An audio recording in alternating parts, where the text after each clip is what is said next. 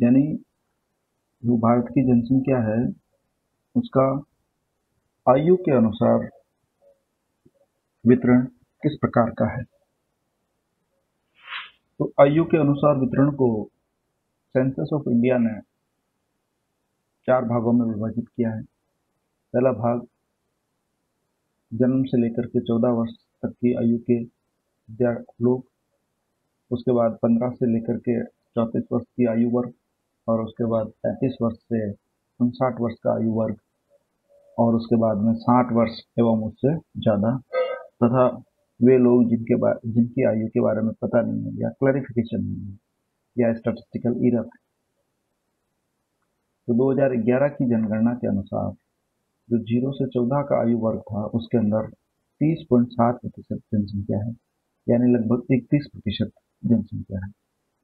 15 से 34 वर्ष के अंतर्गत 34.8 यानी लगभग 35% जनसंख्या युवा है, जो कि 34 वर्ष से कम उम्र और 15 वर्ष से ज़्यादा उम्र का है। इसके पश्चात 35 वर्ष से 59 वर्ष, ये है 25.4%, यानी 1/4 हिस्सा जो है वो अनुभवी है और कार्यशील भी है। 60 वर्ष और उससे ज़्यादा 8.6 और अननोवन जो है वो 0.4% है। अब इसमें ये जो 0 से लेकर के 14 वाला है वो, और जो 60 वर्ष से अबव वाला है वो डिपेंडेंट जनसंख्या कहलाती है, यानी आश्रित जनसंख्या कहलाती है। इस आश्रित जनसंख्या को कई बार 2 भागों में बांट दिया जाता है कि चाइल्ड डिपेंडेंट कितना है और ओल्ड डिपेंडेंट कितना है। तो अगर आपको चाइल्ड डिपेंडेंट निकालना है तो जो 0 से 14 के एज वर्ग में जो जनसंख्या है वो डिवाइडेड बाय टोटल पॉपुलेशन, तो वो चाइल्ड डिपेंडेंट आ जाएगा। और अब जो वर्किंग पॉपुलेशन है उस ग्रुप के अंदर हम 15 वर्ष से लेकर के 59 वर्ष की आयु वर्ग के लोगों को शामिल करते हैं। तो इसमें 2 चीजें आ जाती है, 15 से 34 वाला और 35 से 59 वाला। तो ये लगभग 65% होता है। 35 हो गया, ये 35 और 25, 35 और 25 60% के आसपास हो रहा है, 60-61% के आसपास हो रहा है। तो ये जो है वो आपका वर्किंग पॉपुलेशन कहलाता है, दोनों को मिला करके। वर्किंग पॉपुलेशन में हम 15 से लेकर के 59 वर्ष की आयु के लोगों को शामिल करते हैं। अब जो 60 वर्ष या उससे ज़्यादा है वो आश्रित जनसंख्या कहलाती है, और उसको हम एक तरीके से वृद्ध आश्रित भी कहते हैं।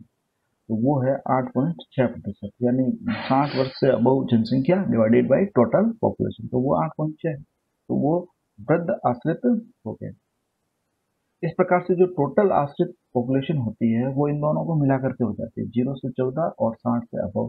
ये हो जाती है आपके 30 और 8, 38 और 39% या 40% के आसपास।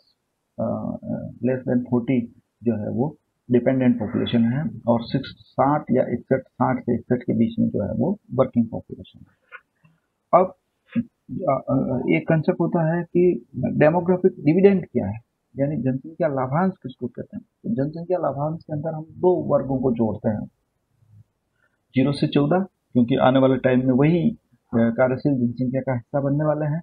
0 से 14 और 15 से 34 वर्ग का आयु वर्ग जो है उसको जोड़ करके ये होता है आपके 65%, 34 और 30 64, और 65.5% जो है वो आपके डेमोग्राफिक डिविडेंड कहलाएगा। ये डी यहाँ पे लिखा हुआ है वो है डेमोग्राफिक डिविडेंड, यानी जनसंख्या लाभांश।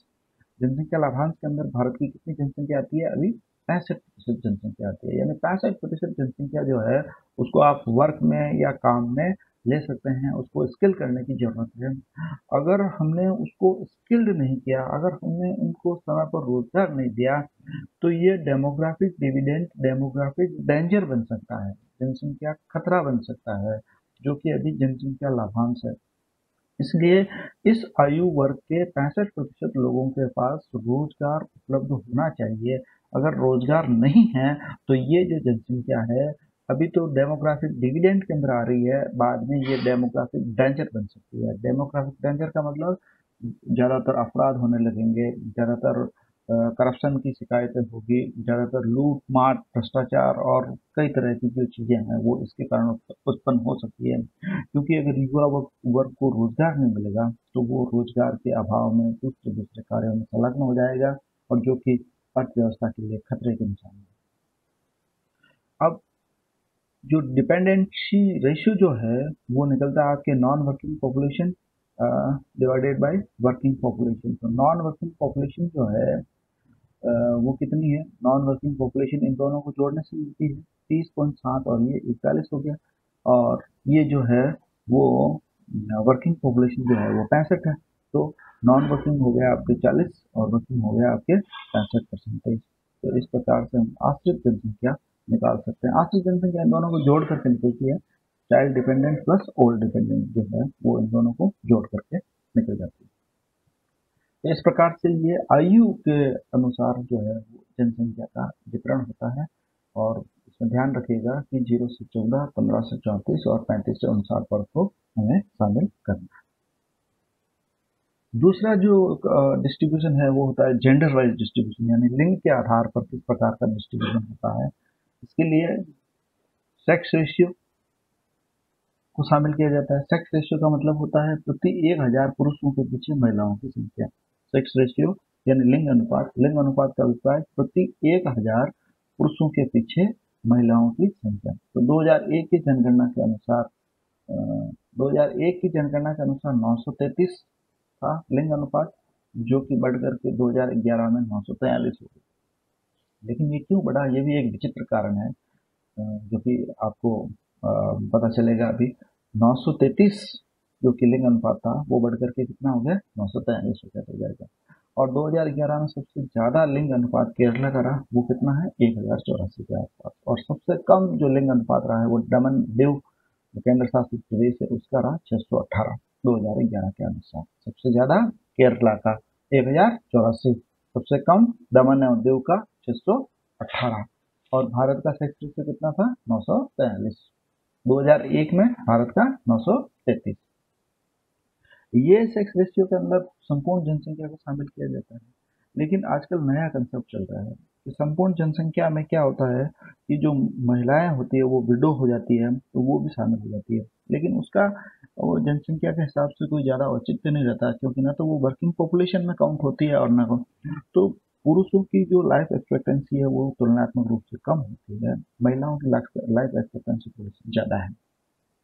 इस कारण से जो जो जो जो आगे का स्टेज जो होता है उसके अंदर महिलाओं की संख्या पुरुषों की तुलना में ज़्यादा होती है, और इसके कारण ये जो ओवरऑल सेक्स रेशियो है वो 10 पॉइंट बढ़ गया है।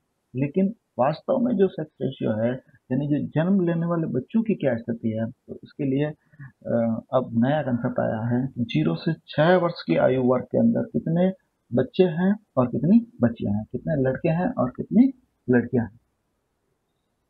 तो इसके लिए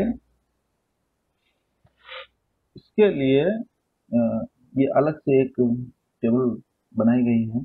इसमें 0 से 6 एज ग्रुप में इंडियन स्टेट्स और उसमें जो चेंजेस हुए हैं उसको दर्शाया गया है। तो देखिए एमपी के अंदर 2001 में 0 से 6 आयु वर्ग के अंदर 932 था, जो घट करके 918 हो गया, और -14 पॉइंट की कटौती हुई है, यानी कमी हुई है। यूपी के अंदर 916 था 2001 के अंदर, जो 2011 में 902 हो गया, यानी 14 पॉइंट की कमी हुई। वहीं राजस्थान को मैंने हाईलाइट भी किया है, 909 था 2001 के अंदर, जो कि 888 हो गया। लेकिन मूल जो सेक्स रेशियो है वो यही है कि 0 से 6 आयु वर्ग के अंदर क्या बदलाव हुए हैं, तो वहाँ पर देखिए 21 पॉइंट का बदलाव है। जबकि दूसरी तरफ पंजाब में 2001 में 798 थे, तो सुधार हुआ, क्योंकि ये पंजाब और हरियाणा जो है वो भ्रूण हत्या के लिए काफी फेमस हो गए थे, और बाद में इन राज्यों ने स्ट्रिक्ट एक्शन लेकर के उस चीज में सुधार किया, और उस सुधार का जो प्रतिफल है वो सामने आया कि यहाँ पर 48 पॉइंट का सुधार हुआ। हरियाणा के अंदर 819 था 2001 के अंदर, जो कि 834 हो गया, और वो 15 पॉइंट बना। लेकिन ओवरऑल इंडिया जो है वो 9 पॉइंट का डिक्लाइन हो गया। देखिए यहाँ पर 10 पॉइंट की इंक्रीज बता रहा है, और यहाँ पर क्या हुआ 9 पॉइंट का डिक्लाइन हुआ, तो कुल मिलाकर के 19 पॉइंट होता है। तो इतना जो है वो किसके कारण हुआ है, ये ओल्ड एज